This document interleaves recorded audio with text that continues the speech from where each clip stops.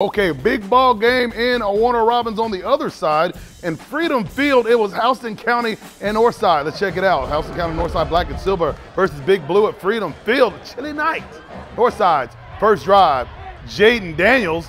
He would take the snap and run on the option, but Hoko's Jalen Colbert and Jaquan McKenzie are there to meet him for the Rib Rocker nominee, but that didn't stop the Eagles. They take most of the first quarter on their initial drive, and Kazari Hill caps off the drive with the touchdown. Trust us, he's at the bottom of the pile, 7-0 Big Blue. Second quarter, flip sidelines, and Hoko's first drive of the quarter. Max Rigby scrambles and tosses one up, and Northside, Deshaun Main comes down with it with the interception into the Bear territory. But a couple plays later, a botched handoff between Daniels and Hill. The ball is loose.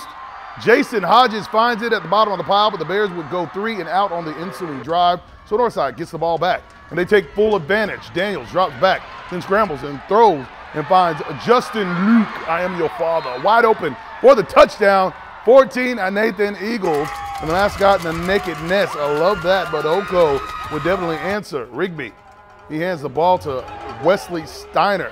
Yeah, the big bruising Bear takes it outside, and ladies and gentlemen, he gone. That's a 70-yard touchdown, and the extra point will be no good. The score now is 14-6.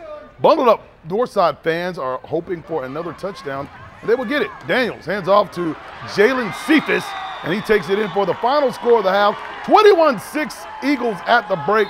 Saxby's FFN scoreboard, and Northside 41 over Houston County 6.